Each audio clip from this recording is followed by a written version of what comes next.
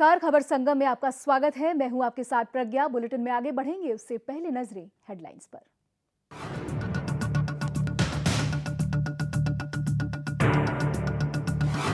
Monsoon सत्र शुरू होने से पहले हुई सर्वदलीय बैठक में जीएसटी बिल पर मोदी सरकार को बड़ी कामयाबी के मिले संकेत, नरम पड़ी कांग्रेस की सुर।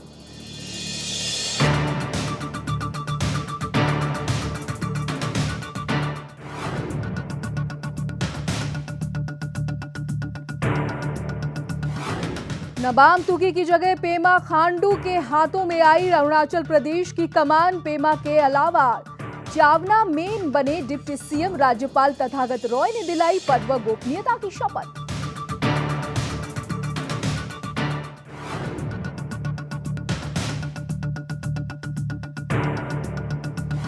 पाकिस्तान के पूर्व विदेश सचिव रियाज खोखर का बड़ा खुलासा। कहा, आतंकी बुरहान वानी को शहीद बताने के लिए हम पर था भारी दबाव।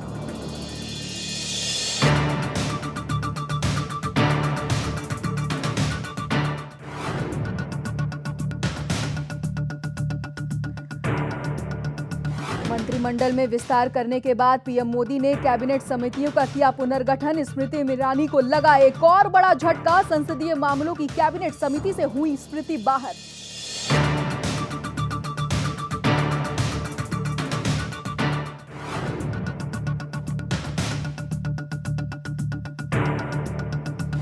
और भारत के दिग्गज पेशेवर मुक्केबाज विजेंदर सिंह ने शनिवार को ऑस्ट्रेलिया के कैरी होप को दी करारी शिकस्त। WBO Asia Pacific super middle weight championship का किया अपने नाम।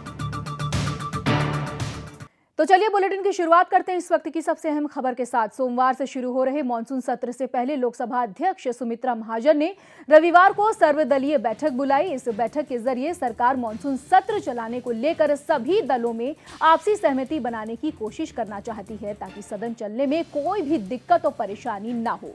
बैठक में लंबित विधेयकों को पारित करने के लिए विपक्षी दलों से सहयोग भी मांगा गया। 5 राज्यों में चुनाव नतीजों के बाद जहां विपक्ष का मनोबल गिरा है, तो वहीं सरकार भी सभी से संपर्क कर जीएसटी बिल पास कराना चाहती है। संसद का मॉनसून सत्र सोमवार से शुरू हो रहा है और सत्र की शुरुआत में ही सरकार राज्यसभा में जीएसटी बिल को रखना चाहती है। तो वहीं दूसरी तरफ विपक्ष सरकार को घेरने की पूरी तैयारी में है। आपको बता दें कि जम्मू कश्मीर के हालात के बाद पाकिस्तान की हरकतों को लेकर विपक्ष केंद्र सरकार पर उनकी पाक नीति को लेकर सदन में सरकार को घेरने की पूरी तैयारी कर रहा है।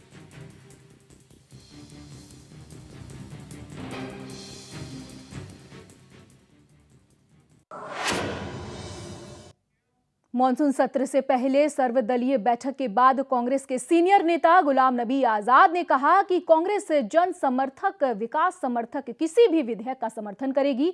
इसके साथ ही कांग्रेस नेता गुलाम नबी आजाद ने यह भी कहा कि कांग्रेस बुरहान वानी की मौत के बाद कश्मीर के बिगड़े हालात को भी संसद के मॉनसून सत्र में जरूर उठाएगी। आपको बता दें, इसके साथ ही सर्वदलीय बैठक के बाद सीपीएम नेता सीताराम येचुरी ने कांग्रेस और बीजेपी पर निशाना साधते हुए कहा कि सभी पार्टियों की बात सुननी चाहिए और उसके बाद ही कोई फैसला लेना चाहिए। हर बिल जो पास होगा वो ऑन मेरिट होगा। ऐसा नहीं है कि कोई भी बिल आ रहा है वो सरकार पास करना चाहे। जो भी बिल जनता के हित में होगी, लोगों के हित में होगी, बिल लोगों के हित में होगा, युवकों के हित में होगा, इंडस्ट्री के हित में होगा, प्रोग्रेस के हित में होगा, ग्रोथ के हित में होगा, ऐसे बिलों की हम जरूर ऑन मेरिट पास करेंगे। कश्मीर का एक बहुत ही गंभीर मुद्दा है। कश्मीर के मुद्दे को आज उसको सिर्फ कश्मीर में नहीं देखना चाहिए, बल्कि इसको अंतर्राष्ट्रीय पक्ष में प्रतिपक्ष में देखना चाहिए, उस हालत में देखना चाहिए। हिंदुस्तान का मसला है, देश का मसला है कि किस तरह से 8 दिन से 9 दिन से वहां कर्फ्यू लगा हुआ है। ये बहुत गंभीर विषय है और इसमें पार्लियामेंट में चर्चा होनी चाहिए और सरकार को जवाबदेह होना चाहिए। पारित करना चाहते हैं कांग्रेस और भाजपा के बीच में कुछ समझौता या मैच फिक्सिंग करवा के। अब ये पार्लियामेंट्री जनतंत्र नहीं है। सुनिए बाकी पार्टियों के क्या है उनकी आपत्तियां, उसका जवाब दीजिए और एक सामूहिक निर्णय पर पहुंचे। ये काम क्यों नहीं हुआ 2 साल से, उसका जवाब नहीं आज तक। अब क्यों नहीं हो रहा आज, उसका भी जवाब नहीं। तो इसलिए हम कह रहे हैं इसको, ये कहना कि विपक्ष रोक रहा है जीएसटी को, ये बिल्कुल गलत। तो चलिए अब खबरों में बढ़ते हैं आगे और अब खबर अरुणाचल प्रदेश की राजनीति से जुड़ी। आपको बता दें कि शनिवार को नबाम तुकी के इस्तीफे के बाद पूर्व मुख्यमंत्री दोरजी खांडू के बेटे और कांग्रेस विधायक पेमा खांडू प्रदेश के नए मुख्यमंत्री बना दिए गए हैं। खांडू ने रविवार सुबह मुख्यमंत्री पद की शपथ ली। उनके साथ ही चावना अमेन ने उप मुख्यमंत्री पद के लिए गोपनीयता की शपथ ली। आपको बता दें कि राज्यपाल तथागत रॉय ने पद व गोपनीयता की शपथ दिलाई। इसके बाद सीएम पेमा खांडू अपने 12 सदस्यों वाले नए कैबिनेट का गठन करेंगे। आपको यह भी बता दें कि अरुणाचल प्रदेश कांग्रेस के अध्यक्ष पीडी रिचो ने पहले बताया था कि रविवार को पेमा खांडू अकेले शपथ ग्रहण करेंगे, उनका कैबिनेट बाद में शपथ लेगा।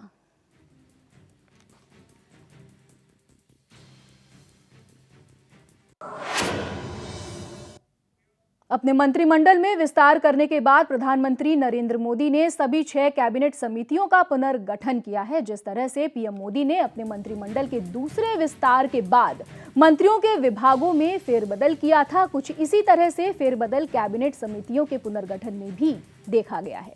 और इसमें सबसे बड़ा झटका कपड़ा मंत्री स्मृति ईरानी को लगा है। संसदीय मामलों की कैबिनेट स्मृति ईरानी से उनको झटका दिया गया है और इसके साथ ही नए मानव संसाधन विकास मंत्री प्रकाश जावड़ेकर को इस संसदीय मामलों की कैबिनेट समिति यानी कि सीसीपीए में जगह दे दी गई है।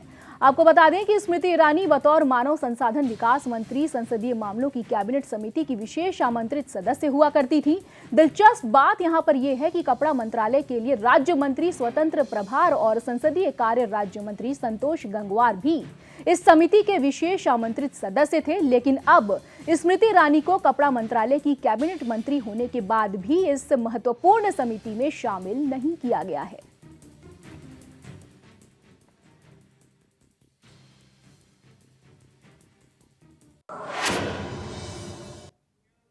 मारे गए हिजबुल आतंकी बुरहान वानी का सपोर्ट पाकिस्तान सरकार ने पब्लिक और मीडिया के दबाव में किया है और इसी कारण उसे शहीद का दर्जा भी दिया गया। आपको बता दें कि ये खुलासा पाकिस्तान के पूर्व विदेश सचिव रियाज खोखर ने किया है।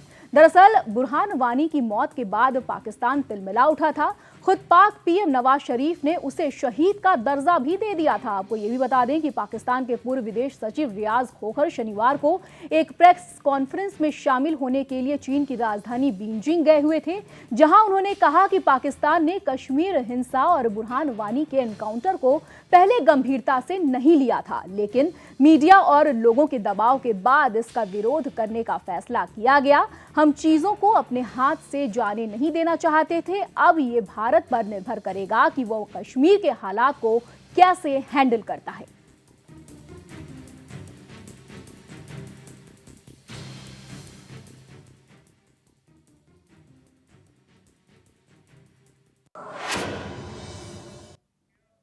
और वहीं कश्मीर के हिजबुल मुजाहिदीन के आतंकी बुरहान वानी के मारे जाने के बाद उसे शहीद बताने वालों को विदेश राज्य मंत्री वीके सिंह ने जमकर लताड़ा है। वीके सिंह ने कश्मीर की वर्तमान परिस्थिति के लिए केंद्र और राज्य सरकार को जिम्मेदार बताने वालों को भी करारा जवाब दिया है। वीके सिंह ने 2 फोटो शेयर करते हुए अपने फेसबुक पोस्ट में लिखा कि सीमा पार से भी जनता के विरोध को पुरजोर समर्थन मिल रहा है।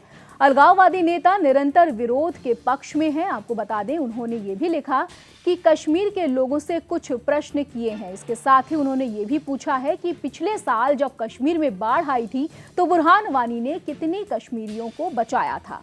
जिस भारतीय सेना ने डूबते हुए कश्मीर को एक नई सांस दी थी, बुरहान वानी उसी भारतीय सेना के विरुद्ध हमलों के लिए युवाओं को उकसाता था।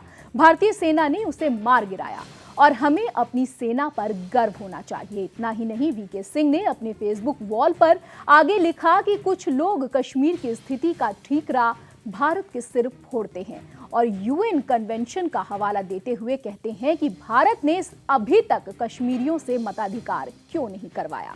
उन्होंने आगे कहा कि आप सबको शायद ये जानकर आश्चर्य होगा कि भारत चाहकर भी कश्मीर को लेकर जनमत नहीं करा सकता, क्योंकि यूएन कन्वेंशन के अनुसार जनमत के लिए पहले पाकिस्तान को गुलाम बनाए कश्मीर से अपनी सेना को हटाना होगा।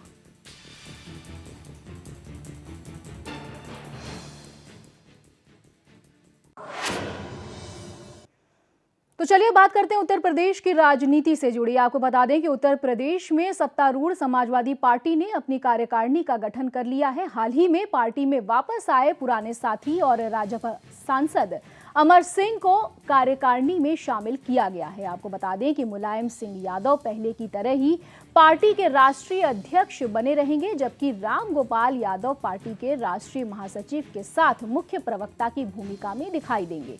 पश्चिम बंगाल के किरणमय नंदा को पार्टी का एकमात्र उपाध्यक्ष बनाया गया है। महासचिवों में राम गोपाल यादव के अलावा आजम खान, रवि प्रकाश वर्मा, नरेश अग्रवाल और सुरेंद्र नागर शामिल हैं, जबकि कोषाध्यक्ष का दायित्व राज्यसभा सांसद संजय सेठी को दिया गया है। इसके साथ ही कार्यकारिणी में एक अध्यक्ष, एक उपाध्यक्ष, 6 महासचिव के अलावा 5 सचिव भी शामिल हैं। इसके साथ ही पार्टी में हाल ही में वापस आए बेनी प्रसाद वर्मा को भी कार्यकारिणी में जगह दी गई है।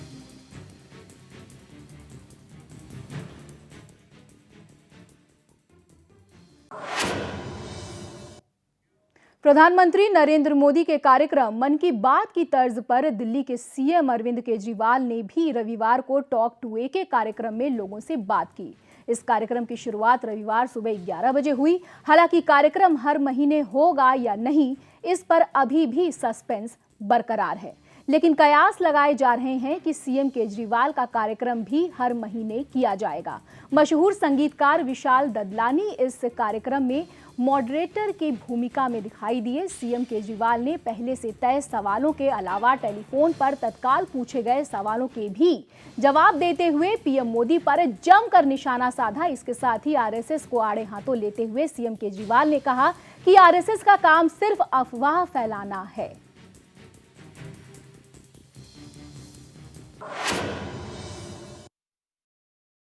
ये गलतफहमी फैलाई जा रही है। 526 करोड़ नहीं 75 करोड़ खर्च किए। आरएसएस जो है ना, वो बड़ी अफवाहें फैलाने में मुझे नहीं लगता पूरी दुनिया के अंदर उनका कोई सानी है।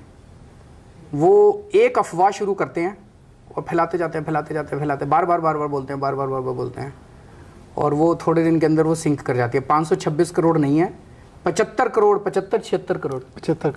करोड़ रुपए खर्च किए हैं हमने पिछले साल एडवर्टाइजिंग के ऊपर। पूरी सारी दिल्ली सरकार मिला के दिल्ली के बाहर ऐड क्यों दे रहे हैं, उसके 2-3 कारण हैं। पहली चीज़ कि दिल्ली देश की राजधानी है।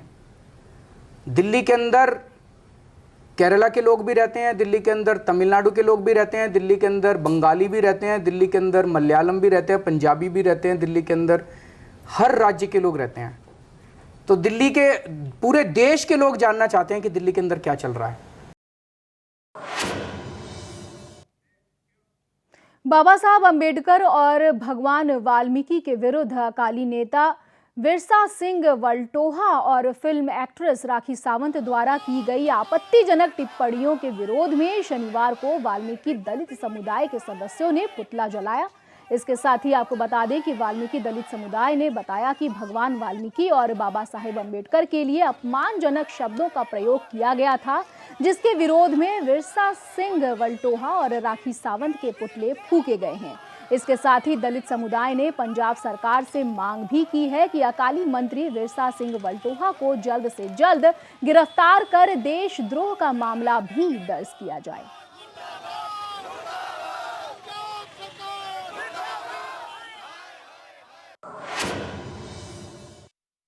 पूरा वाल्मीकि समाज ਜਿਹੜਾ ਰੋਸ਼ ਦੇ ਕਾਰਨ ਕਿ ਇੱਥੇ ਦੋਨਾਂ ਦੇ ਪੁਤਲੇ ਅੱਜ ਫੂਕੇ ਗਏ, ਵਿਰਸਾ ਸਿੰਘ ਵਲਟੋਹਾ ਤੇ ਰਾਖੀ ਸਾਵੰਤ ਦਾ, ਜਿਨ੍ਹਾਂ ਨੇ ਡਾਕਟਰ ਅੰਬੇਦਕਰ ਜੀ ਦੀ ਤੇ ਭਗਵਾਨ ਵਾਲਮੀਕੀ ਮਹਾਰਾਜ ਦੀ ਛਵੀ ਨੂੰ ਧੂਮਲ ਕੀਤਾ ਹੈ। ਜੇਕਰ ਸੂਬਾ ਸਰਕਾਰ ਤੇ ਭਾਰਤ ਸਰਕਾਰ ਚਾਹੁੰਦੀ ਹੈ ਕਿ ਝਾਰਖੰਡ ਵਰਗੂ ਆਦਿਵਾਸੀ ਕਿਤੇ ਨਕਸਲਵਾਦੀ ਨਾ ਬਣ ਜਾਣ ਤਾਂ ਜਲਦ ਤੋਂ ਜਲਦ ਇਹਨਾਂ ਲੋਕਾਂ ਨੂੰ ਗ੍ਰਿਫਤਾਰ ਕਰੇ, ਕਿਉਂਕਿ ਪਹਿਲਾਂ ਵੀ 12 ਮਾਮਲੇ ਜਿਹੜੇ ਵਿਚਾਰਧੀਨ ਆ ਪੁਲਿਸ ਕਮਿਸ਼ਨਰ ਸਾਹਿਬ ਨੂੰ ਸ਼ਿਕਾਇਤਾਂ ਦਿੱਤੀਆਂ ਜਾ ਚੁੱਕੀਆਂ ਨੇ। ਉਸ ਤੋਂ ਹਾਲੇ ਜਲੇ ਦੇ ਨਮਕ ਛਿੜਕਣ ਦਾ ਵਰਗਾ ਕੰਮ ਇਹਨਾਂ ਨੇ ਲੋਨਾਂ ਨੇ ਕੀਤਾ ਹੈ, ਜਿਨ੍ਹਾਂ ਨੇ ਭਗਵਾਨ ਵਾਲਮੀਕੀ ਮਹਾਰਾਜ ਤੇ ਡਾਕਟਰ BR ਅੰਬੇਦਕਰ ਦੀ ਛਵੀ ਨੂੰ ਧੂਮਲ ਕੀਤਾ ਹੈ। ਇਸ ਕਰਕੇ ਅਸੀਂ ਅੱਜ ਮੰਚ ਤੋਂ ਇਹ ਅਪੀਲ ਕਰਦੇ ਹਾਂ ਤੇ ਸਿੱਧੀ ਪੰਜਾਬ ਸਰਕਾਰ ਤੇ ਭਾਰਤ ਸਰਕਾਰ ਨੂੰ ਚੇਤਾਵਨੀ ਦਿੰਦੇ ਹਾਂ ਕਿ ਆਦਿਵਾਸੀਆਂ ਨੂੰ ਨਕਸਲਵਾਦੀ ਬਣਨ ਤੇ ਮਜਬੂਰ ਨਾ ਕਰੋ। चलिए अब खबर जालंधर के करतारपुर से। सभी धर्मों को सम्मान देने वाली पंजाब सरकार की एक और ऐसी ही मुहिम सबके सामने आई है। आपको बता दें कि पंजाब सरकार की तरफ से अब आर्य समाज के लोगों के लिए जालंधर के करतारपुर में एक विशाल भवन का निर्माण कराया जाएगा। करतारपुर में बनने वाले इस भवन का नाम गुरु विरजानंद यादगार भवन रखने की योजना है। ये जानकारी जालंधर के डीसी कमाल किशोर यादव ने आर्य समाज के लोगों के साथ मीटिंग के बाद दी। उन्होंने बताया कि महर्षि दयानंद के गुरु गिरजानंद सरस्वती जी का जन्म स्थान करतारपुर होने के कारण लोगों की यहाँ काफी श्रद्धा है, इसलिए पंजाब सरकार द्वारा इस जगह को चुना गया है। उन्होंने आगे बताया कि इस विशाल भवन की नींव पत्थर 19 जुलाई को पंजाब के राज्यपाल श्री कप्तान सिंह सोलंकी द्वारा रखी जाएगी। इसके साथ ही बनने वाले इस मेमोरियल के निर्माण का सारा खर्च पंजाब सरकार ही उठाएगी और 3 मंजिला इस मेमोरियल को 9 महीनों में पूरा किया जाएगा।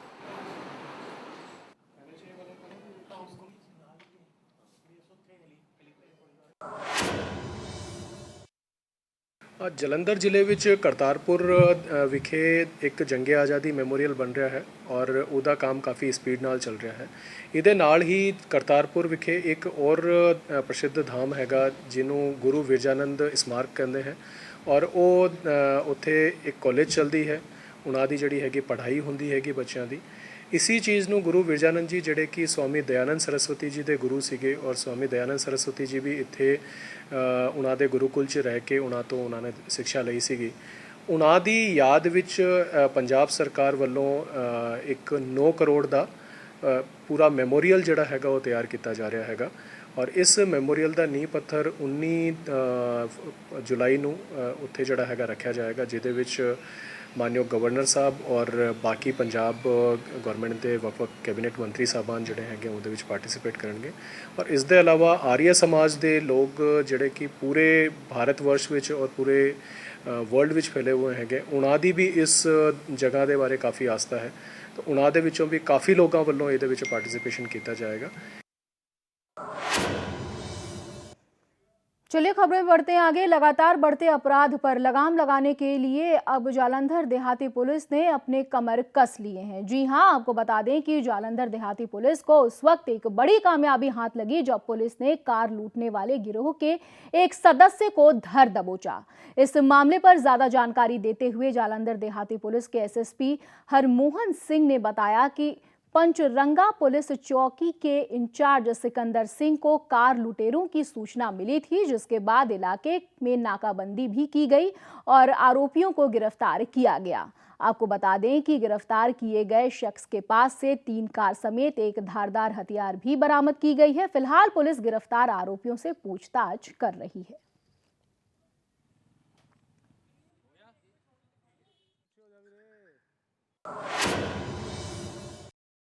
एक और गैंगस्टर हैं, वो 6-5 को हिमाचल में एरिया है, वहाँ से वो धर्मपुर एरिया है, तो वहाँ से उन्होंने 6-5 को 6 बंदों ने गाड़ी के ड्राइवर को छीन के मारपीट की गाड़ी छीनी थी उनसे। तो उनमें से कल हमारे चौकीदार पीपी पचरंगा हैं, तो उन्होंने नाका लगाया और उसमें सफलता हासिल हुई। स्विफ्ट गाड़ी पकड़ी गई है, तो उसके वहाँ से जो दातरा वो मिला। और उसके अलावा उसके खिलाफ पास से और 2 व्हीकल्स बरामद हुए हैं, एक इनोवा है और दूसरी एक ऑल्टो स्विफ्ट थी। तो अभी चेक कर रहे हैं, इनके नंबर फेक नंबर लगाए हुए हैं, तो ये देखते हैं क्या ये ऐसी यूज़ करते हैं कि कहीं और भी काम करते हैं।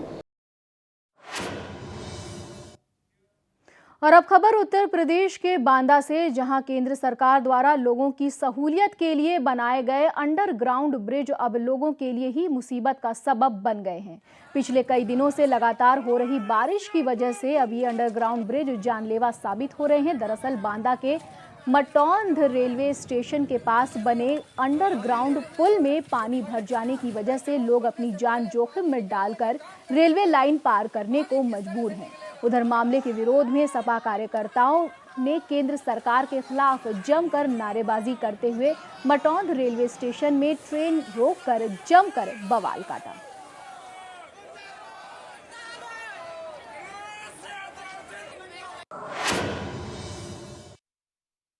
आज यहाँ पे हम लोग ये जखौरा गांव और इसके साथ में लगे 30-40 गांव हैं कि जो कि एक तरीके से उन यहाँ रेलवे बीच से रेलवे लाइन है, यहाँ रेलवे फाटक था, उसको यहाँ के जो केंद्र सरकार के अंतर्गत आता है उसको फाटक बंद कर दिया गया है।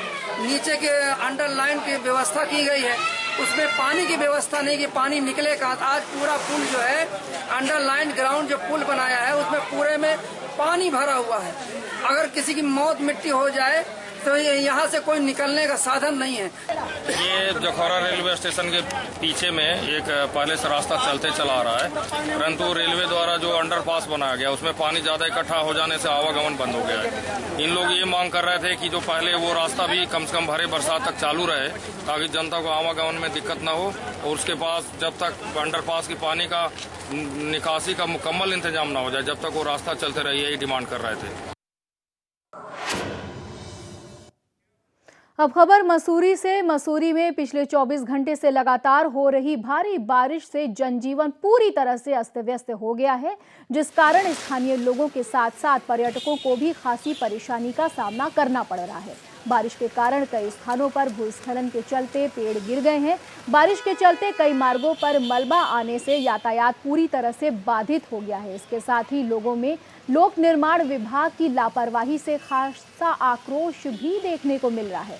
लगातार बारिश के चलते टिहरी बाईपास रोड की ऊपरी पहाड़ी से भूस्खलन होने के कारण टिहरी बाईपास करीब 8 घंटे तक बाधित रहा, जिससे धनौल्टी मसूरी आने जाने वाले लोगों और पर्यटकों को खासी परेशानी का सामना भी करना पड़ा। वहीं मसूरी के एसडीएम जितेंद्र कुमार ने सभी आपदाग्रस्त इलाकों का निरीक्षण भी किया।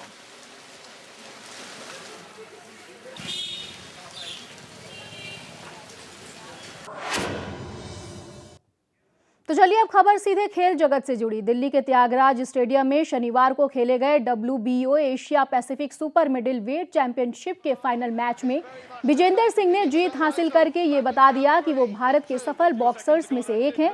इंडियन बॉक्सर विजेंदर सिंह 125 करोड़ लोगों की उम्मीदों पर पूरी तरह से खरे उतरे। 10 राउंड तक चले इस जोरदार फाइट में ऑस्ट्रेलिया के कैरी होप को हराकर विजेंदर ने WBO के टाइटल को अपने नाम कर लिया।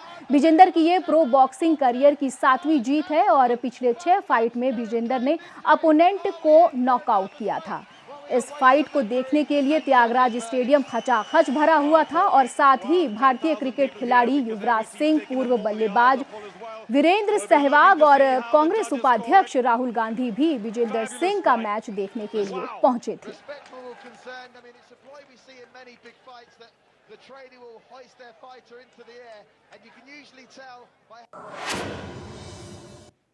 इसके साथ ही बुलेटिन में बस इतना ही। देश और दुनिया की तमाम बड़ी खबरों के लिए देखते रहिए खबर संगम। दीजिए इजाजत, नमस्कार।